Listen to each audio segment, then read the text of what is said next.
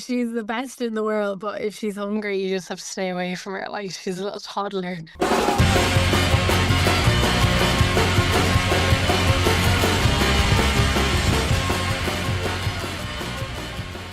Hello and welcome back to MudderRucker, the one and only podcast dedicated to Irish women's rugby. We've all had a little break and we are raring to go for pre-season. We promise we won't make you do burpees or run laps. Over the next few episodes, we'll be catching up with some of the top names in and around Ireland camp. Join us as we unpack the 2025 Six Nations. We find out what life is really like inside Irish camp and how the team's prep for the Rugby World Cup is going. Plus, we've got 2 warm-up games in August that are shaping up to be absolute belters, and we'll be bringing you all the behind-the-scenes build-up and banter. So, whether you're a rugby lifer, a new fan, or just here for the crack, you're in the right place. Bear crawls, optional. Welcome to MudderRucker pre-season. Hello and welcome back to MudderRucker pre-season. Today we talk to the 2025 Players Player of the Year, the only player to play all 400 minutes of this year's Six Nations, a woman who punches so far above her weight it defies logic. This old Belvedere and Irish Wolfhound Centre is just one of 3 Irish players to make the Six Nations Team of the Year. It's Aoife Dalton. Welcome, Aoife. Hi, how are you? Not too bad. How are you? I'm good, thanks. God, it was a lovely introduction. You're very good. But yeah, I'm good, thanks. Good. Also joining us is a railway union former child prodigy who blasted onto the seven scenes at just 18 years of age, a ferociously competitive player across both codes of 7s and 15s, and apparently, according to Jane and Nadia last week, a wannabe prop. It's Eve Higgins. Well, yeah. Hi, all right. Thanks for having me on. Very, very true statement. We've asked multiple times and I've not been allowed near it. So, yeah, unfortunately. I think you just need to keep pushing. I mean, there's no harm. Listen, I know. I'm trying to learn everything from them, but it's not obviously good enough for our old Dennis. So, unfortunately, I'm still have a few more years now to push it, but hopefully soon. Bulk up a bit and I think you'll be there. Yeah, hopefully. I was going to say, is it the allowance of food at mealtime? That's it. I don't know. It must be. Aoife, how is week 3 now, I think, in camp? How is that going? It's good, yeah. A good few tired bodies today now. Girls are dragging themselves around the place. But it's been really good. We were obviously away from each other for like 5 weeks, so coming back in to see everyone was really nice. It's been tough. Like we've 2 kind of big days during the week. We're in for 4 days. So Tuesdays and Thursdays are pretty full on, like it's all go, and then you get a chance to kind of rest then after. But yeah, it's flown by at the same time. It sounds like it's going to be really long and dragged out, but it's actually gone so quick now, and all of a sudden we're like nearly at the end of June. So, what are the big, really heavy sessions like at the moment? Our Tuesday is more like team-based stuff, so it's all, we run through our sets and stuff, and it's like high ball and play time, lots of like kick sprints and double efforts and stuff like that. And then Thursday's like kind of a conditioning session where it's a bit grim, like you're just doing like like little small-sided games, and then you're going into contact conditioning and then a bit of running. So yeah, it's full on, but it's really enjoyable, I do have to say now. Eve, for you, is kind of this end of pre-season and the prep for the World Cup, is it really all business, or is there still time for kind of enjoying the process of it? No, 100%. It's a bit of mixture of both. Pre-season, it's a great time to actually work on a lot of skills, a lot of fitness. We're so fortunate to be based in a place like HPC, where we have access to pretty much everything: hydrotherapy, state-of-the-art gym, and brilliant pitches outside that, like, as much as Aoife Dalton says, it flies by. We're so lucky to actually have 8 weeks, to prep together, and it flies by, but at least we know every week we're pushing and trying to work on things, and we can actively see each other working on things. Looking at, I suppose we're 2 months out from the World Cup, is the detail really, really detailed, looking at who our opponents in the pool stages are going to be, or even the World Cup warm-ups? Or are we talking more kind of macro stuff? We're talking about working on the broader game and broader structures? I suppose it's we have like our timetable or our structure of the summer are in blocks. So one block might be very much us focused on ourselves, focused on developing ourselves in different areas of our game. And our next block then will be focusing more so on teams in our group, focusing on what their strengths are, you know, what can we pick from them, what can we develop in our own, while also having a quite focus on ourselves. So it's like, again, it's great to have so much time together as a group for World Cup, that we have the opportunity to do both, to look not only at ourselves but actually prepare for teams that we have in the group stages. Aoife, with the shift in defensive coach from Hugh Hogan to James Gazebrook coming in, I'm talking to you because to me you're the defensive element of the team, and you're the leader in terms of the defensive game. Is there much changing in terms of the structures, or is it sort of just adding on to and building on what you already had?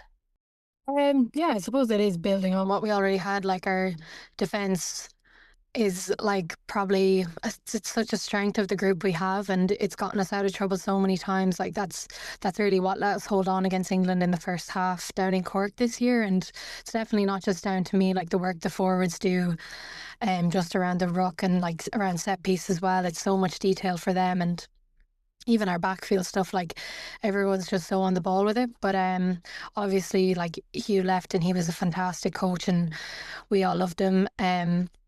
But James has just come in and kind of just lifted it again, and I suppose building on what we already have set the foundation for from Six Nations.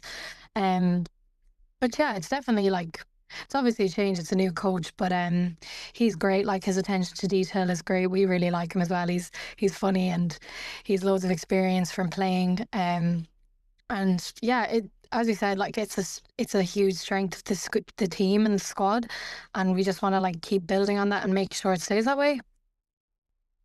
Eve, when a new coach comes into a structure like that, and obviously it was very well established across the Six Nations, what is it like having even just a new personality in? Is there an adaptation period, or is it just let's get on with it?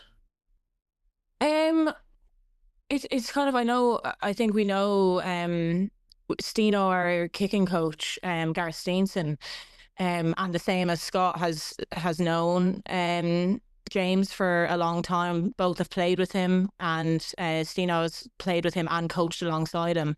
So, like, even before camp started, having conversations with the likes of those and hearing how much of a positive influence he could be in our group was huge coming in. And we have a tradition kind of amongst our team that, we have our green wave mantra, and when someone enters our green wave, they tell us their why. So they stand up in front of our team and kind of tell us why they play rugby, why they do what they do. And I think that's great for people to come in, and we get to know straight away a bit more about themselves, which is hard to do with a group so big.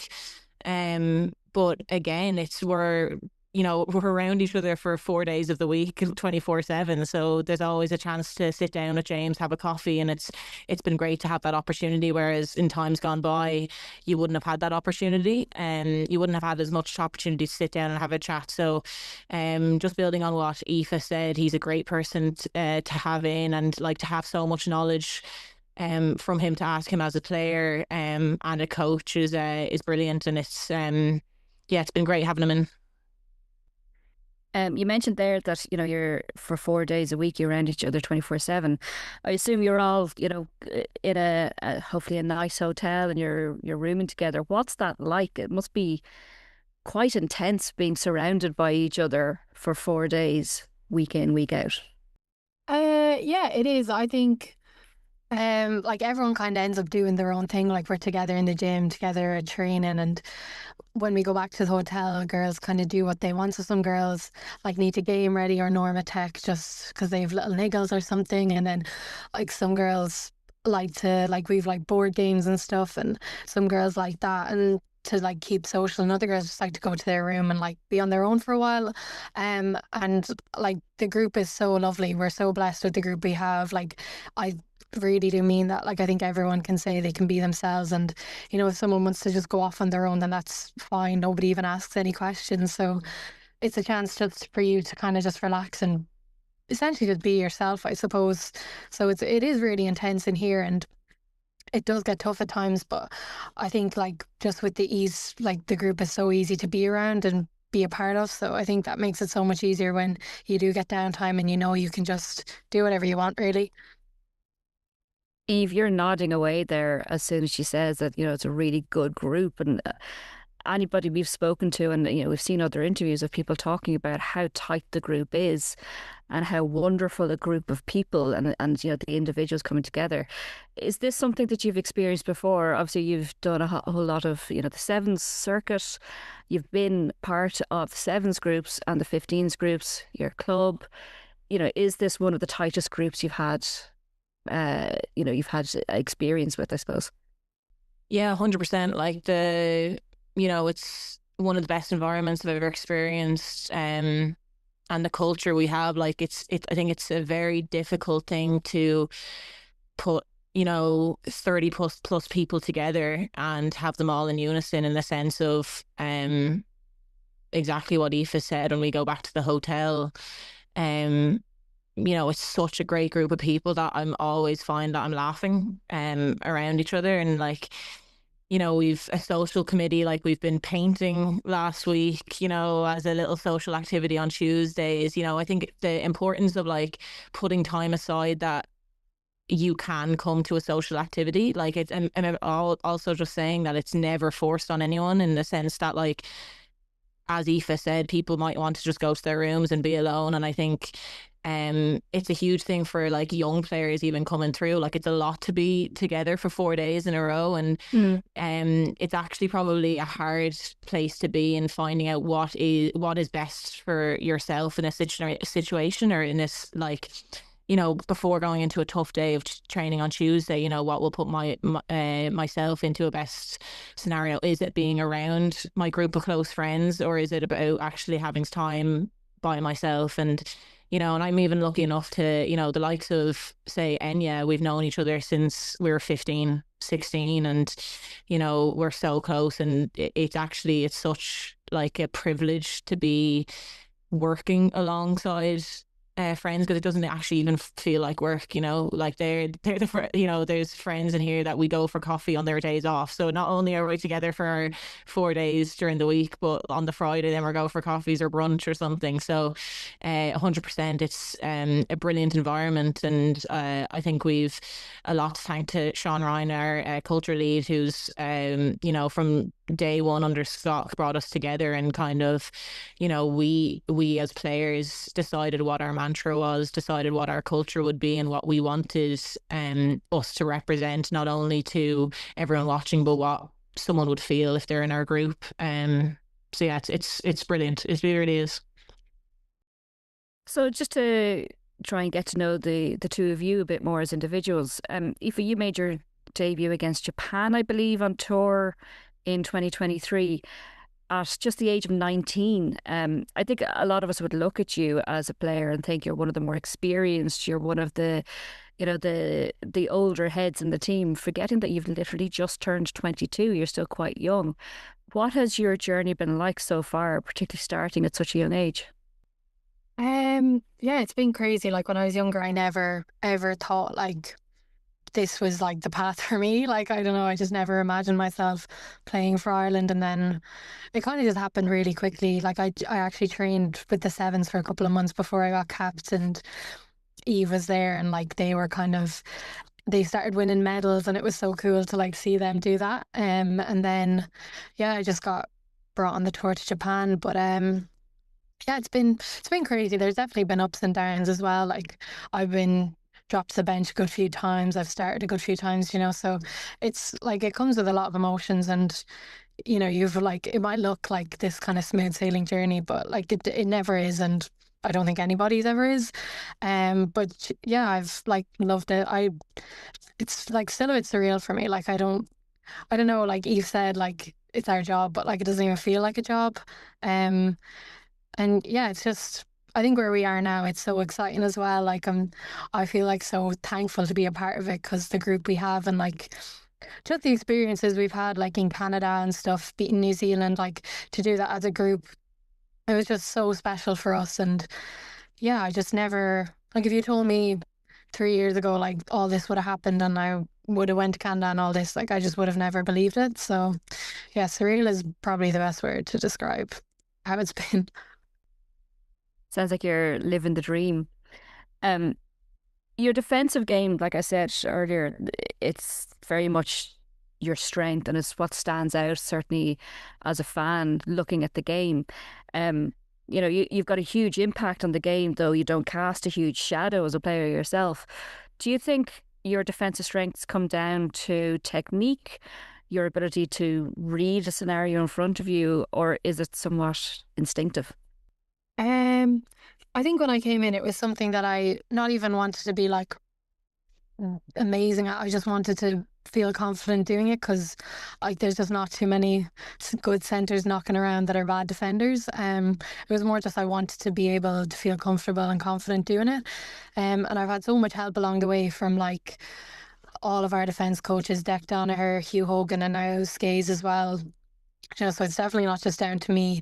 And also like a lot of it is what goes on your inside as well. Like they kind of set the marker for like what you're able to do in the outside channels. So like even with Eve inside me, like I feel so comfortable just like being able to make reads, and some of it is a bit instinctive, like, and it's it's high risk, high reward, I suppose. And when it comes off, it looks really good, but then I don't know, you end up missing a tackle and then there's like a line break or something. So that's probably the instinctive side of it. But yeah, I just really enjoyed that side of the game. Like my super strength is not running 60 meters of the pitch and scoring a try. So I was like, I have to be good at something else. So I just kind of went after that.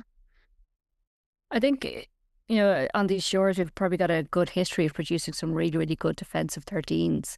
We look at the likes of Gary Ringrose, Brian O'Driscoll, and back to Lynn Cantwell as well. We've produced some really, really top end defenders who seem like the linchpin within the defence.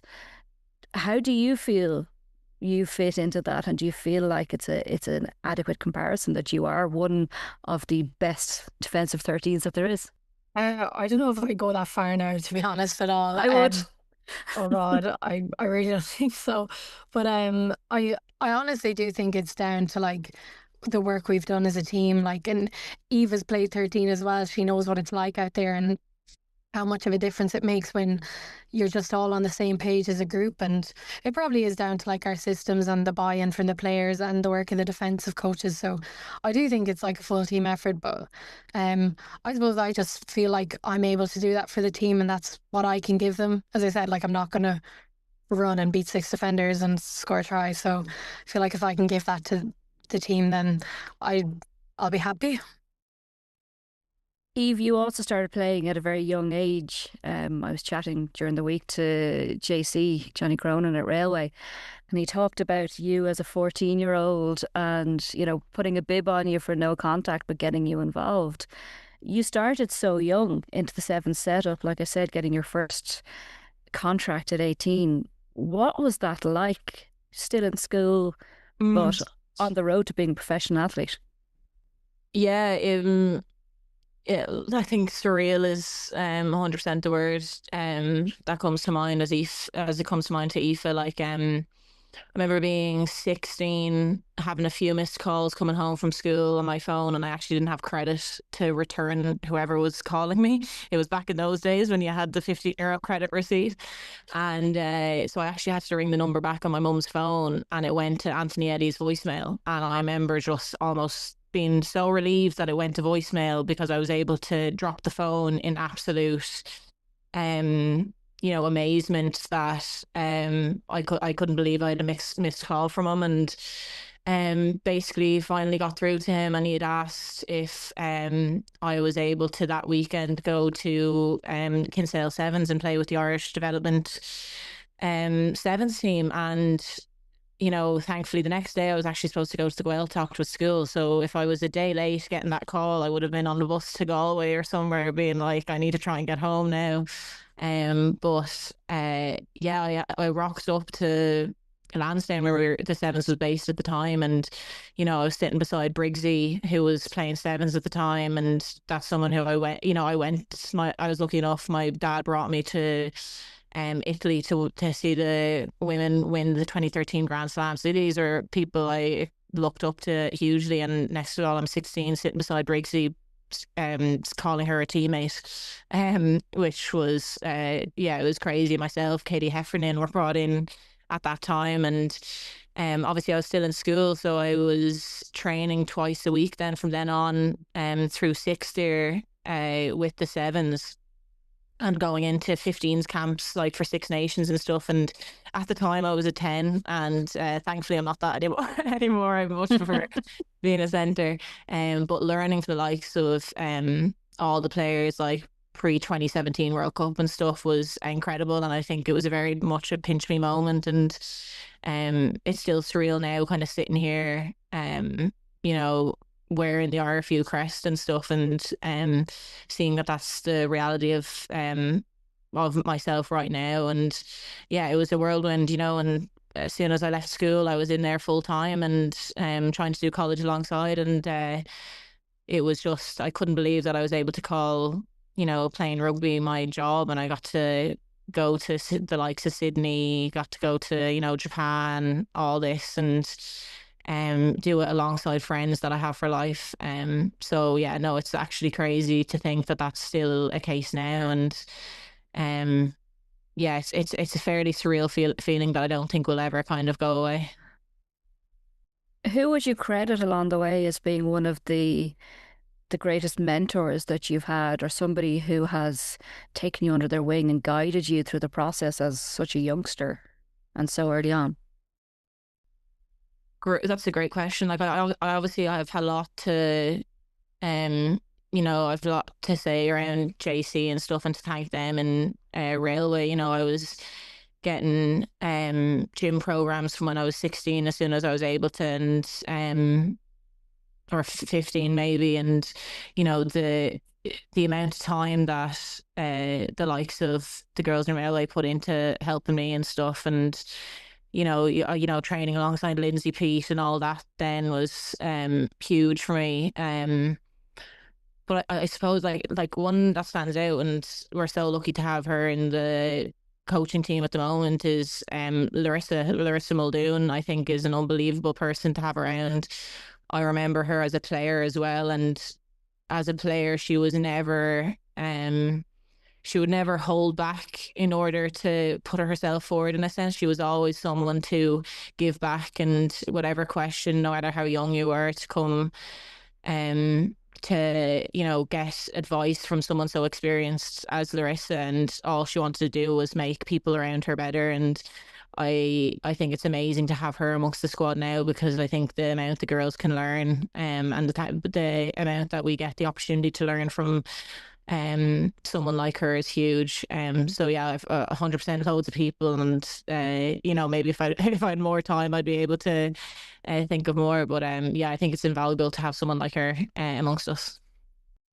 Yeah, I've heard great things about Larissa and her coaching ability, and you know, that same story, that she's just somebody who wants to impart knowledge and wants to improve everything around her. It's a bit, you know, that selflessness. I imagine she'll be head coach of the Irish team in the future at some point. Aoife, for you, who has been that guiding force for you throughout your career so far? I don't know. I suppose I just played like underage with Tullamore until I was 18, and then I never played senior club there. I just moved to Belleville pretty much straight away, and then all of a sudden I was just in the HPC, kind of training with the sevens a bit, and then I got called into 15s.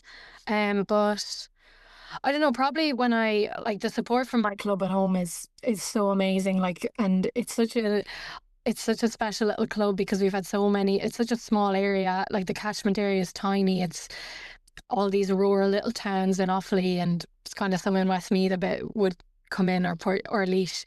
But like they've had so many internationals, like Nicola Friday, Ailsa Hughes, Megan Burns in the sevens. She's captain in them now. Jordan Conroy as well, and like they've they've just punched so above their weight for what's available at home. So I owe so much to them. And like even now, I live like 10 minutes from Tullamore. When I go to Tullamore, they're just so welcoming and warm, and they're just so happy to see you. And it makes me, I feel like I should go back there now just thinking about it. But they're obviously like a huge support to me. And like a game doesn't go by where I'm named in a squad and I don't get a text off someone in the club. So I'd still say like I'm part of that club even though I'm not.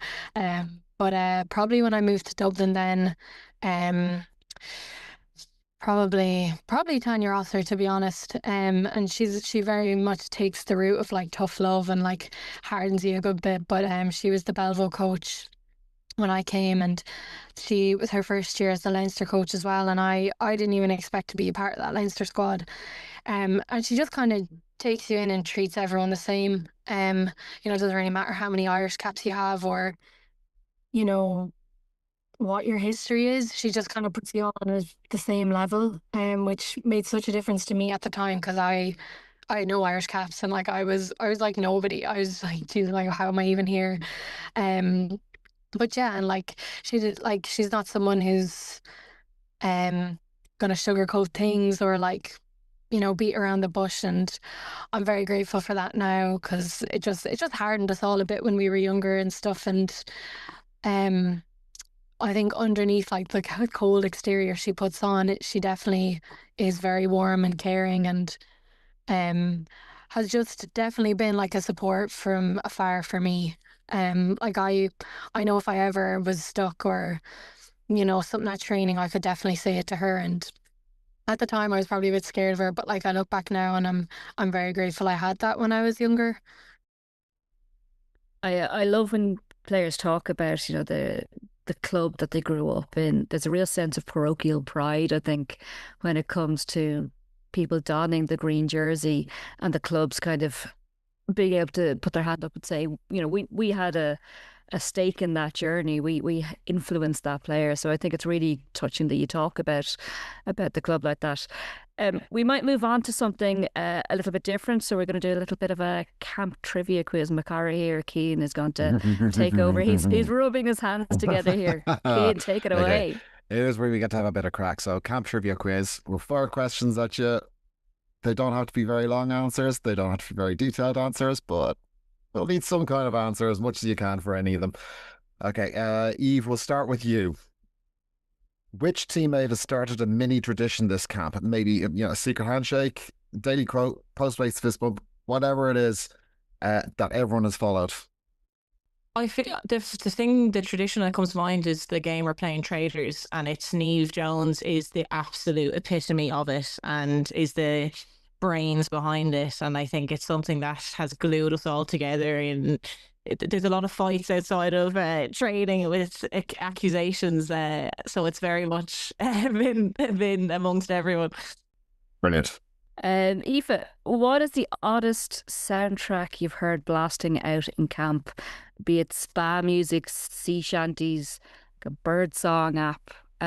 Where was it and who picked it? Oh, it's definitely Niamh O'Dowd's gym playlist. She has some crackers on that. Oh my God. It's all like German rave music. You never really know what you're going to get with her anyways, but when you go into the gym, you don't know what to expect. German rave music. Wow. Yeah. Nice. Okay. Eve, what is one small habit that you've stolen from a teammate this year and now swear by? A habit. I'm one of those that actually I try to not have as many habits because if something goes wrong, then I don't want to blame that. But a habit. I guess just something small with like the carb chews, like the likes of Noddy and Niamh O'Dowd would swear by the carb chews and all. So I'd probably do a carb chew nothing too exciting, but a carb chew pre-training that if I don't have it pre a big session like on a Tuesday or Thursday, I'm worrying. Yeah, got your ins in the back of the head. So Aoife, what's the last piece of feedback that you heard that instantly clicked and changed how you train or how you interact in the game? Actually, probably Stacey Flood. It was just such a small piece of information, but it just makes a big difference to how we attack and stuff. She just told me to take once to not basically to just hold my feet a bit more, and I suppose I've just been able to get more passes away. So she's like the queen of that anyways. Like her, what's the word, distribution is like her superpower. So yeah, that definitely made a difference. She is the queen of just having like hours on the ball when it's actually just a second and a Yeah, half. exactly. She makes it look so easy. So easy. So hard to make things look easy. All right, Eve, very straightforward. Who's the in-camp queen of chaos? I Chaos. feel like I know who you're going to say. I'm gonna. Neve O'Dell's name has been spewed out so much because she is the answer to a lot of questions. She's really quiet. I'll tell you why she's chaotic. And this is information from in camp. Is you might ask a question and it could be, what time is it? And it could be, in fact, 1 o'clock. And Neve O'Dell does not know the answer and will just say 2:30 with the most like just plain simple, like that is the answer. And it'll take one person's turn and be like, that's completely wrong. So I think she's the queen of chaos because she will just speak for the sake of speaking and be completely wrong and throw a chaotic thing in the mix. She's the queen of it, but we love her at the same time. It's brilliant. It's actually the funniest thing ever.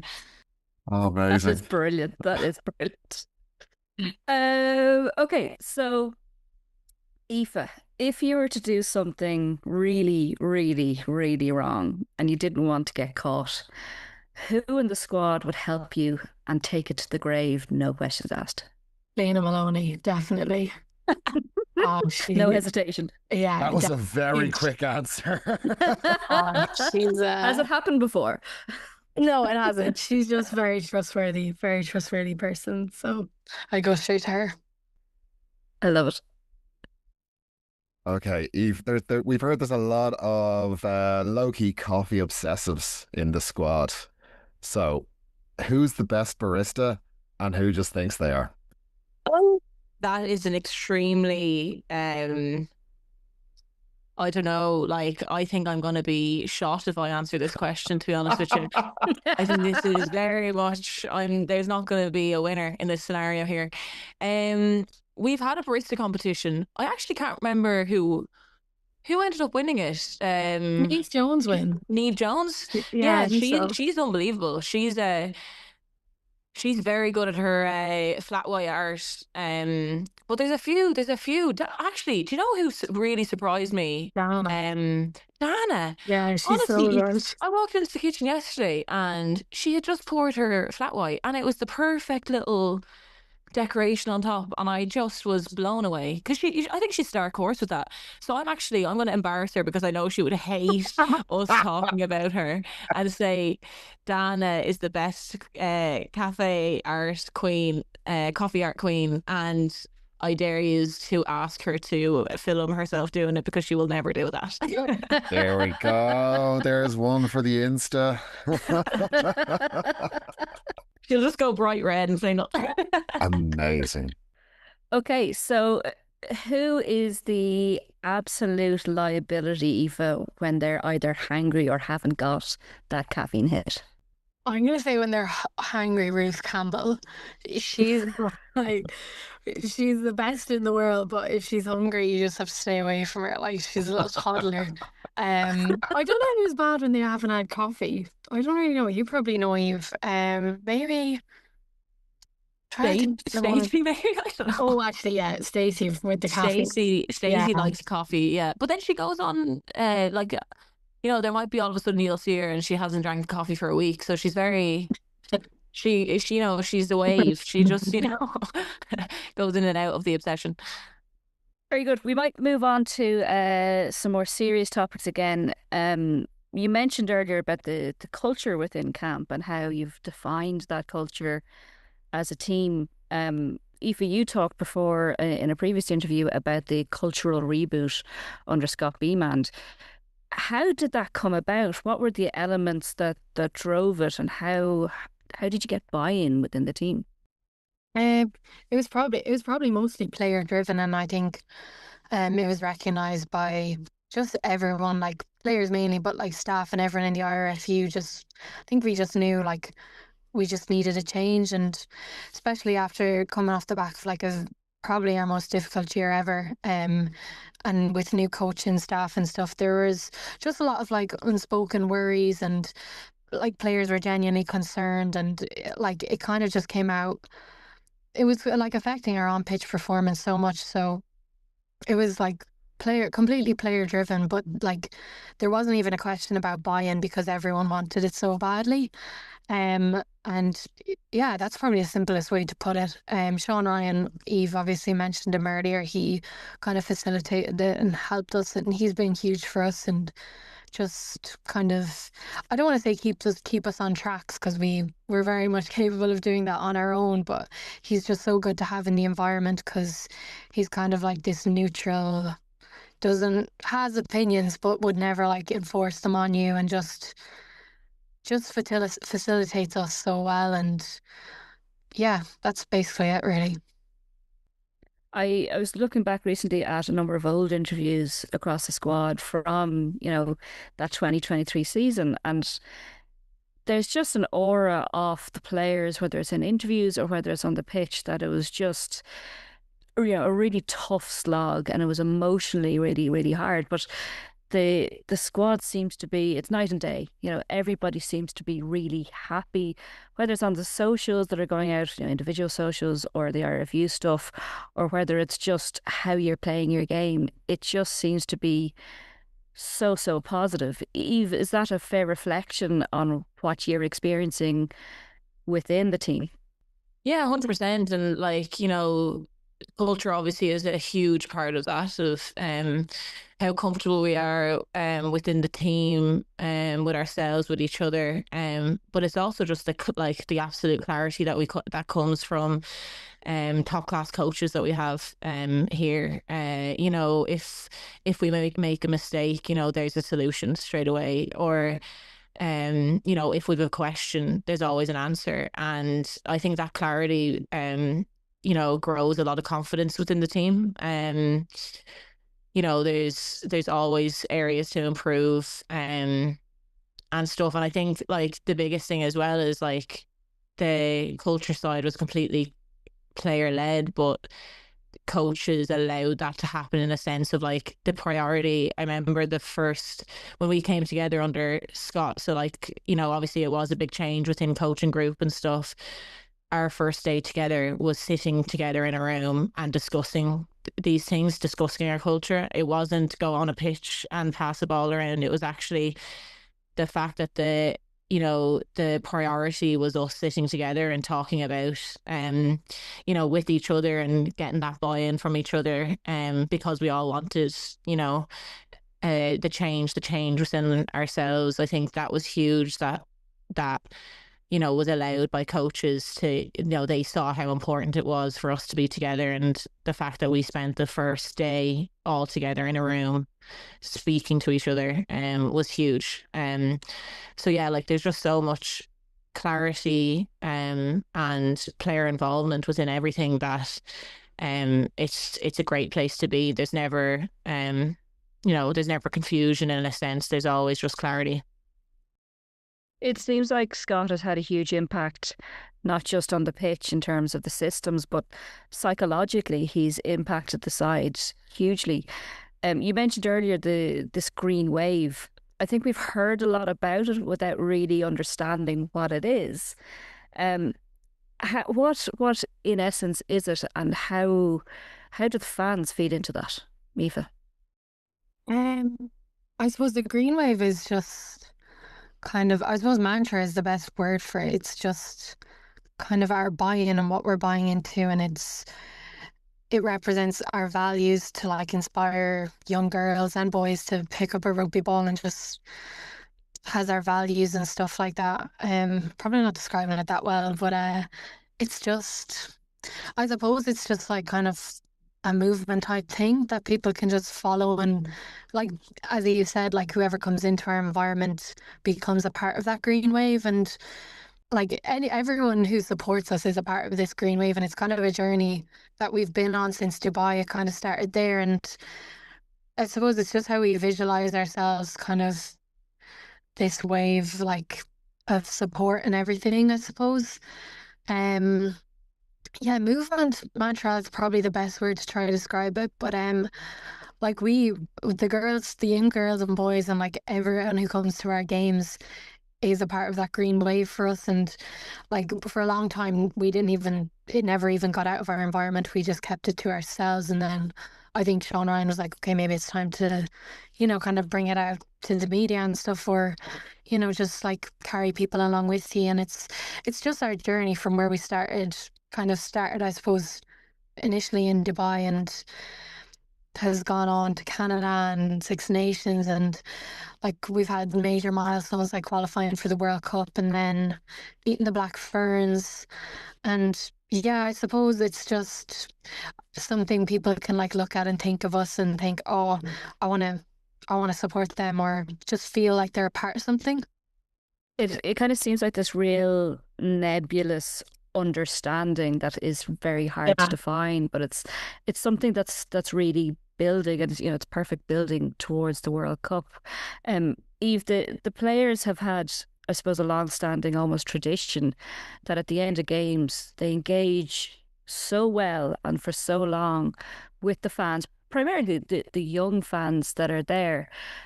How important is that to the side to do that and to be accessible to the young fans and to be role models and to be seen to support and just, I suppose, just exist in a sphere for the fans?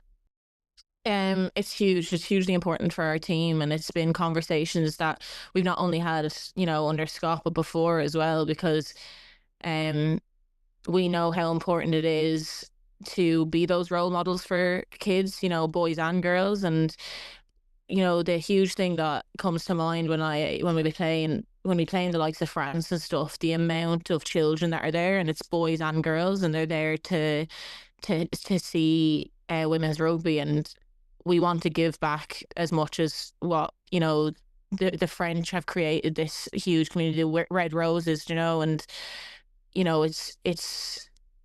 it's girls that come and get to see us play, and even if they don't have an opportunity to come and see us in person but sees us on TV, we know how inspiring that is. Like, it's even girls that play different sports. We want to inspire girls to play sports in a sense. And there's obviously that we've done it wrong in a few times, that we've spent too long outside, and all of a sudden our nutritionists and stuff are getting annoyed that we're not getting our shakes post. So as much as all of us would love to be there for hours after, we have said as players that how long can we spend, because it's a priority that we have, that especially this year in the Six Nations we had 3 home games, and that was a huge, or sorry, no, yeah, 3 home games. Oh God, my brain is 2 home games. 2 home games. Next year is 3 home games.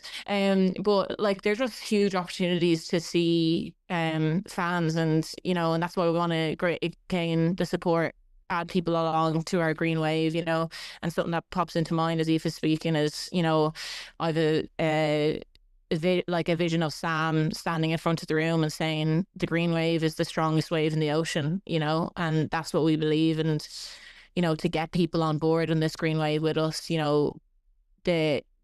the influence that we have, and spending 2, 3, 10 seconds with a kid is huge.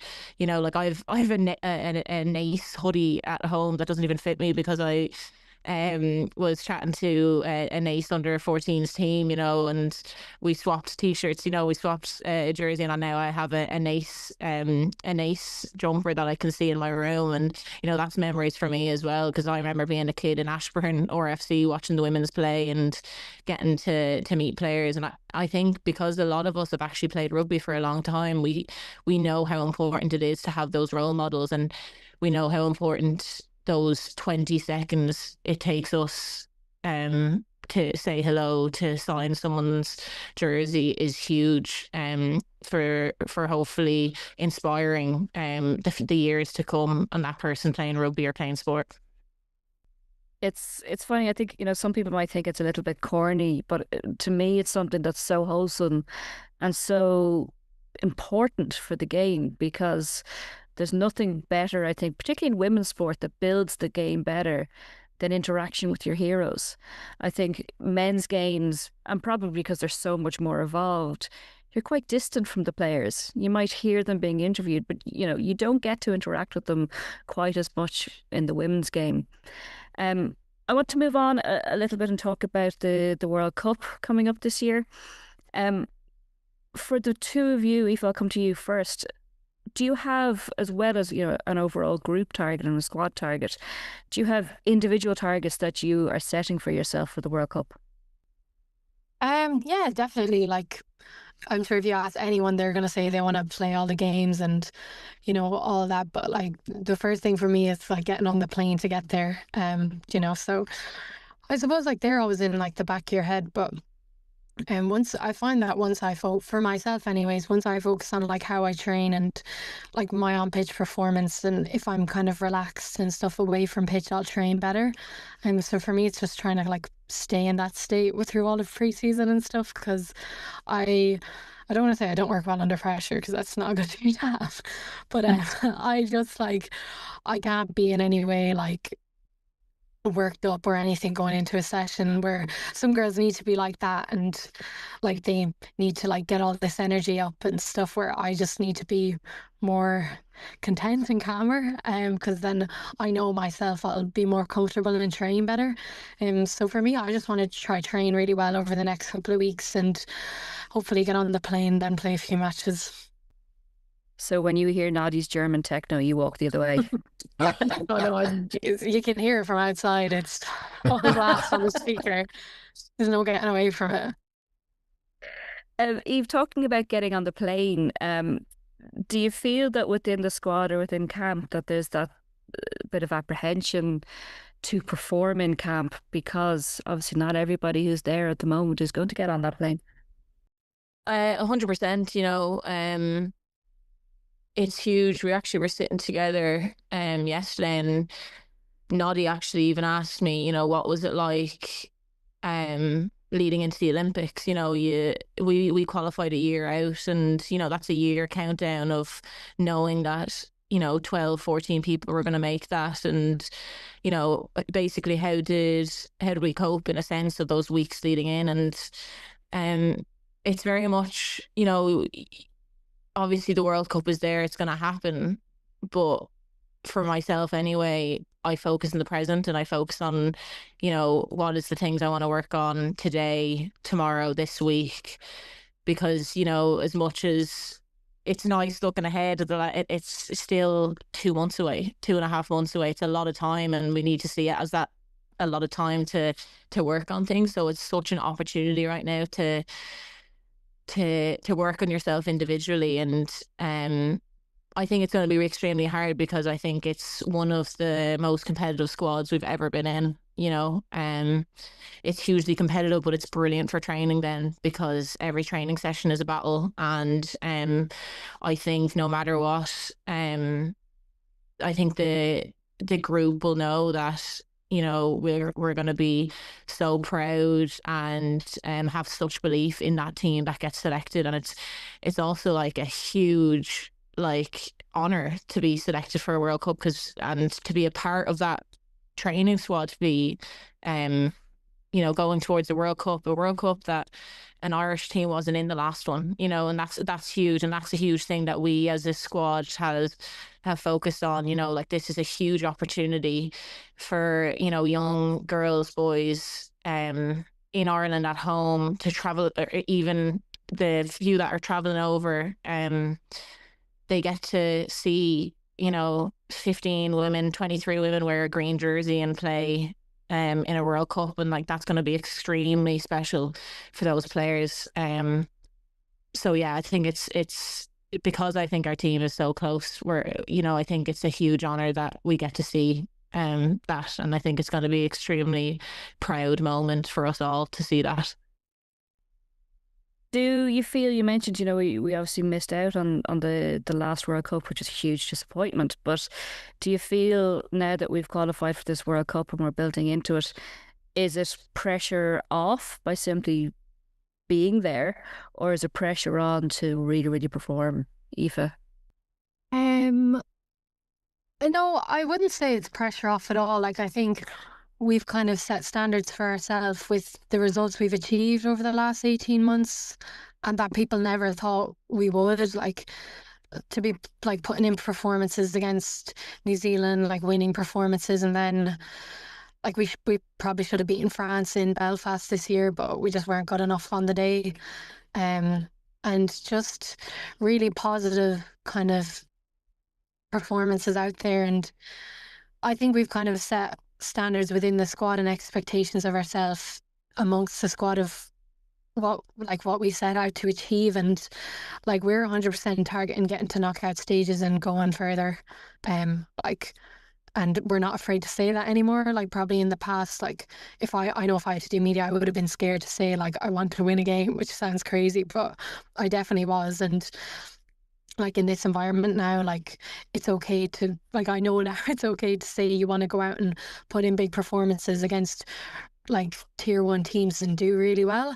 And yeah, I think I would never say it's pressure off, because we just want to keep getting better and better as a squad. And I think because we've progressed kind of quite quickly in the last 18 months, everyone's just kind of like hungry for more in a way. Because like, the disappointment after that French game was just crazy. And I know, like, a lot in the media, I just, like, Aoife Clark, I remember, said it to me. She's like, oh, there's really positive stuff out there. And I remember Niamh Jones was like, we're so disappointed in that. Like, why is there positive stuff? But like, that's a huge takeaway for us, and where the squad's at, that we're not just content with coming second best to these tier one nations. Like, we want to be up there with them. And I know we're a lot smaller and, whatever, but I think it's definitely just the feeling within the squad at the minute is that we want to just keep getting better and better. I know after that French game, actually, we spoke on the podcast about, and I certainly mentioned that it was a very strange place to be, that it's a positive that we were disappointed that we didn't win. But I think, looking back at the history before that, and you talk about kind of being uncomfortable, talking about wanting to win games, there was a point where we were at that, but now we can talk about, oh, we were so close and they're within reach. The likes of France, very much within reach. We've already beat the Black Ferns in the last 12 months. There is, I suppose, huge anticipation, I think, that those sides are beatable. But at the same time, Eve, we're looking at a pool that, if you look from the men's game, Spain and Japan wouldn't be huge competition, but in the women's game, very much so. In the last few years, we beat Spain, but by 2 points in WXV3, and Japan, we won one, lost one on the road out there. Do you think our expectations are set that we will beat them, or is it a daunting task nonetheless? It's huge. It's like you said, around, they are extremely competitive teams, and Japan as well.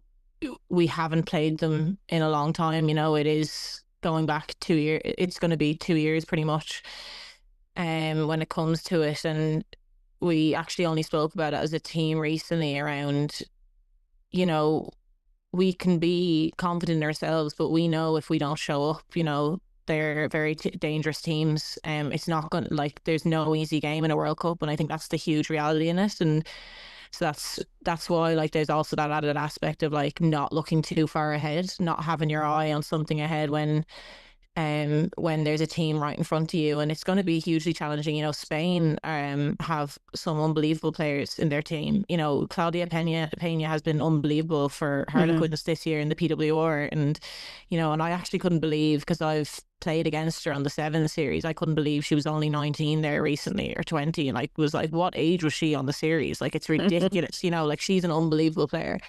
So both teams have world-class players, and I think we're very much, we've, as much as we can look back at results over the last year and a half and be proud and, have confidence in ourselves, we also have a few results where we've learned a lot from, and that we've been disappointed. And, even going literally to the Scotland game in the Six Nations, we're extremely disappointed after that game. and have learned a lot from it. And then even if you look at the England game coming in at half time and then for 40 minutes to go in a flash, like that was huge learning for us. So it's very much looking who's in front of you and taking it one game at a time, and never be complacent, because the World Cup will hurt you if you are. So yeah. Are your friends and family traveling over? Yeah, hopefully. Hopefully. We're so lucky that it's only a short flight over. So hopefully we get to see a lot of green jerseys in the crowds. Aoife, for you, are there plans for family and friends to come over? Flights booked? Yeah, well, no flights booked yet. They'll push it out until selection, I'd say. But yeah, hopefully, anyways. I have a few cousins in England, so they'll be in their green jerseys. Lovely. Well, we're probably at our favourite point of the podcast. Cian, take over. Right, we're into the lucky dip. This is, you pick a number, jersey number between 1 and 15. That number is assigned a random question. And again, doesn't need to be a big answer, doesn't need to be a clever answer, but we need an answer. So what, Eve, we'll let you go first. Pick a number between 1 and 15. I'm going to pick Nevo Dow, number 1. Number 1. If your team had a mascot based on your personality or playing style, what animal would it be? I'd go personality or, spirit animal. I'll go shark. A few of us in the team have little Pam pals. They're little teddies, and mine's a shark, so I'm going to say shark. I could see a little shark coming out of the green wave there, that Oh. works. See, it goes very well. Nice. Yeah, no. I'm gonna pretend like I made that connection. Absolutely. Yeah. That's yours. Absolutely. Okay. Aoife, number between 1 and 15. I'll go with 10. You'll go with 10. If you could instantly become an expert in any non-rugby skill, what would it be? Probably my college course, actually. I'm doing radiography, and I'm far from an expert in X-ray, so I'd probably go there. Get me over the line. So yeah. Instant degree is actually probably not the worst answer for that question. I know, I could do it. Jesus. Right, we'll wrap it up there. Aoife Dalton and Eve Higgins, thank you so much for your time and your energy. I hope the rest of pre-season is a little bit kind to you. Remember, MudderRucker is your go-to space for dedicated content on Irish women's rugby.